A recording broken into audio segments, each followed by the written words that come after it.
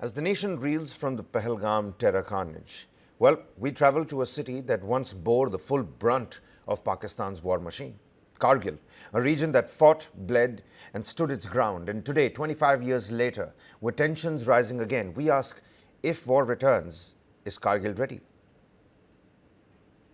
जहां हम इस वक्त लेह लद्दाख के करगिल डिस्ट्रिक्ट के द्रास सेक्टर में मौजूद हैं और उन पहाड़ी उन चोटियों के सामने जहां से 1999 में पाक अपने नाकामयाब मंसूबों को कामयाब करने की दिशा में आगे बढ़ रहा था और इन चोटियों पर कब्जा कर लिया था, वहीं और उसी द्रास सेक्टर में ये करगिल वॉर मेमोरियल बना हुआ है जो इन सीमाओं, इन सरहदों, इन चोटियों की सुरक्षा करने वाले हमारे जवानों की शहादत को एक एक पल याद दिलाता है। और हमारी मौजूदगी इस वक्त करगिल वॉर मेमोरियल के ठीक सामने है, जहां पर आपको शान से लहराता हुआ तिरंगा झंडा, उन शहादत देने वाले 500 से ज्यादा अधिकारी और जो सोल्जर्स हमारे थे उनकी मूर्तियां और उनकी शहादत की याद दिलाता हुआ ये करगिल वॉर मेमोरियल नजर आएगा। और इसके अलावा हम आपको दिखाएंगे कि इस करगिल वॉर मेमोरियल के अंदर क्या क्या है। देखिए, ये सिरपथ है, Veer Bhoomi, combat launch, audio video room,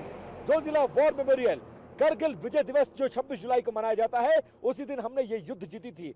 जिन जिन मशीन गन से, जिन जिन तोपों से, जिन जिन विमानों से, जिन जिन फाइटर प्लेन से हमने इस युद्ध को जीता था, उसकी तस्वीर भी आपको यहां पर नजर आएगी। मिग 21, बोफोर्स गन, इसके अलावा हॉवित्जर तोप, डाउन मेमोरी लेन, इसके अलावा रिमेम्बरेंस के लिए ये तमाम चीजें आपको नजर आएंगी, सोवेनियर शॉप नजर आएगी। और इसके साथ साथ ये करगिल वॉर मेमोरियल द्रास में क्यों बनाया गया, ये भी आप समझ लीजिए। लेकिन उससे पहले परमवीर चक्र और महावीर चक्र विजेताओं की फोटो देखिए, जिनके दम पर हमने करगिल के इस युद्ध को जीता और 1999 में दुश्मन के दांत को खट्टे करने के बाद इन चोटियों के उस पार 9 किलोमीटर दूर जाने के लिए मजबूर कर दिया।